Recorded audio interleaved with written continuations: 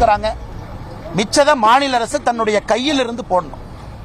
மற்றபடி பணம் கேட்டிருக்கோம், ஆமாம் பணம் வரும், அதுக்கு ஒரு திட்டம் இருக்கு. அது 1947 இருந்து பின்பற்றிட்டு வர்றோம். பணம் கேட்ட பிறகு குழு வந்து பார்க்கும், சேதங்களை பார்வையிடும், இங்கிருந்து சேதங்கள் பட்டியல் அனுப்பணும். மத்திய அரசு கொடுக்கக்கூடிய பணம் ஒரு சேதத்திற்கு கொடுப்பாங்க. உயிர் இழந்திருக்குமா இவ்வளவு பணம், உடைமை இழந்திருக்குமா இவ்வளவு பணம், பொருள் சேதம் ஏற்பட்டிருக்கா இவ்வளவு பணம். ஸோ மத்திய அரசினுடைய டிசாஸ்டர் ஃபண்ட் என்பது எத்தனை சேதங்கள் நடந்திருக்கோ அதற்கான கணக்கீடு செய்யப்பட்டு அந்த பணம் வரும். அது ஒரு முறை டெல்டால பார்த்திருக்கோம், இத்தனை காலமா தமிழ்நாடு பார்த்திருக்கு, சுனாமியில பார்த்திருக்கோம். அதை வந்து விரைந்து கொடுங்கள், விரைந்து கொடுக்கத்தான் போறாங்க. அதற்கு முன் வேகமா கொடுக்க வேண்டும் என்பதற்காகத்தான் SDRF-க்கு 900 கோடி ரூபாய் கொடுத்திருக்காங்க. வேகமா வரணும், டே 1 கொடுக்கணும், இமீடியட் ரிலீஃப் கொடுக்கணும். மிச்ச பணம் எல்லாம் மத்திய அரசு கொடுக்கத்தான் போகுது. பாரதிய ஜனதா கட்சி அதை போராடி இங்கே பெற்றுக்கொண்டு வந்து தரத்தான் போகின்றோம். இது எதுவுமே தெரியாம முதலமைச்சர் அவர்கள் ஒரு அறிக்கை விட்டிருப்பது, அந்த அறிக்கையிலே அரசினுடைய செயலின்மையை மறைத்து வேலை செய்திருப்பதாக காட்டியிருப்பது நகைப்புக்குரியது. தமிழக மக்கள் அனைவருக்குமே இதை பற்றி தெரியும். அதே நேரத்தில் பத்திரிகை நண்பர்கள் உங்களுக்கு சில கேள்விகள் இருக்கும், கேளுங்க. இப்ப நீங்க சொன்னது வந்து அதிகாரிகள் சொல்லியிருந்தீங்க, ஆனா அமைச்சர் ராஜ்நாத் சிங் அவர்களே முதலமைச்சரிடம் நல்ல சிறப்பாக கையாண்டதா அந்த பேட்டியில அவர் முதலமைச்சர் குறிப்பிட்டிருக்கார். அவரே பாராட்டினார், மத்திய அமைச்சரை பாராட்டினார். அது எப்படி பாருங்க? ஃபர்ஸ்ட் டைம் நான் பாக்குறேங்க, ஒரு முதலமைச்சர் வந்து அதிகாரிகள் கொடுக்கிற சர்டிபிகேட்டோ கஷ்டத்தில் இருக்கும் பொழுது நம்முடைய உறவினர்கள் வந்து நம்மளை பார்ப்பாங்க. அது பாரதிய ஜனதா கட்சிக்கு எப்பொழுதுமே அந்த மாண்பு இருக்கு. நாளைக்கு பிரதமர் வந்தாலும் கூட முதல்வரை சந்தித்தா கஷ்டப்பட்டு வேலை செய்றீங்க, நாங்க கூட இருக்கோம் தான் சொல்லுவார்.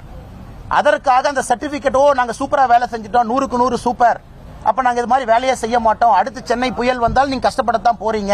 பாத்தீங்கல்ல, ராஜ்நாத் சிங் அவர் வருவது ஒரு உறவினர் போல இங்கே வந்து கஷ்டமான நேரத்தில் ஆறுதல் சொல்வதற்காக வருவது. ஃபர்ஸ்ட் டைம் பார்க்கிற இந்த அளவுக்கு ஒரு பொலிட்டிக்கல் இம்மெச்சூரிட்டியை பார்க்கிறேன் தமிழ்நாட்டில். இந்த அளவுக்கு பொலிட்டிக்கல் இம்மெச்சூரிட்டியில ஒரு 4 அதிகாரிகள் கொடுத்த சர்டிபிகேட்டை தூக்கிட்டு நாங்க சூப்பரா பண்ணிருக்கோம் பாருங்க. கஷ்ட காலத்திலே மத்திய அரசினுடைய பிரதிநிதி ஒரு டெமோக்ராட்டிக் ஃபெடரல் செட்டப்ல ராஜ்நாத் சிங் அவங்க கிரிட்டிசைஸ் பண்ண மாட்டாங்கன்னா, பண்ண மாட்டாங்க. இதுல வந்து பாரதிய ஜனதா கட்சி எப்பொழுதுமே ஆளுங்கட்சி எதிர்கட்சி அரசியல் பண்ணாத ஆட்சியில் இருக்கிறவங்க.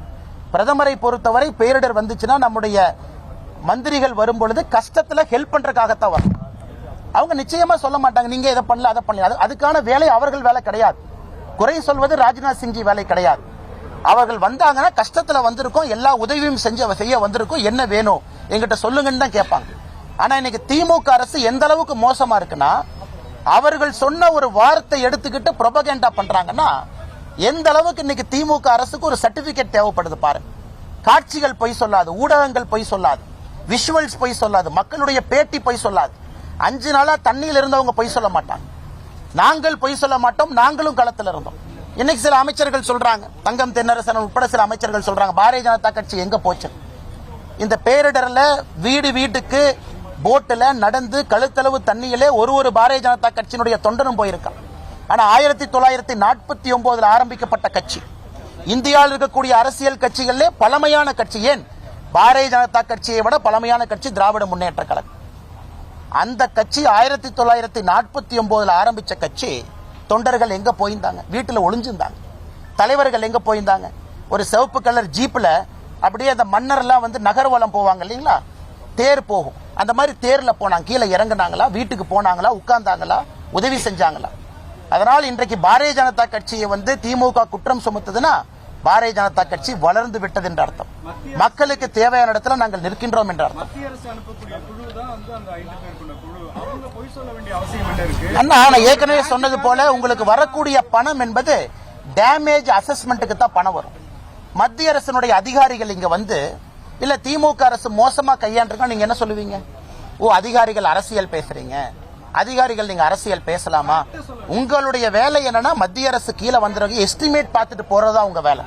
மொபைல் போன் டவர் டேமேஜ் ஆயிருக்கா, ரோடு டேமேஜ் ஆயிருக்கா, கேட்டில் டேமேஜ் ஆயிருக்கா, வீடு டேமேஜ் ஆயிருக்கா, உயிர் சேதம் ஏற்பட்டிருக்கா, இதுதான். அதனால் நீங்க அதிகாரிகளை கொண்டு வந்து, அதிகாரிகள் எப்பொழுதுமே வந்து அரசியல் பேசக்கூடாது. ஒரு கஷ்டத்தில் இருக்கும் போது பாஜக மாநில தலைவர் அண்ணாமலை செய்தியாளர்களை சந்தித்தார். அந்த நேரலை காட்சிகளை பார்த்தோம். விவரங்களை பின்வரும் செய்திகளில் பார்க்கலாம். செய்திகளை உடனுக்குடனும் துல்லியமாகவும் தெரிந்து கொள்ள சப்ஸ்கிரைப் பண்ணுங்க.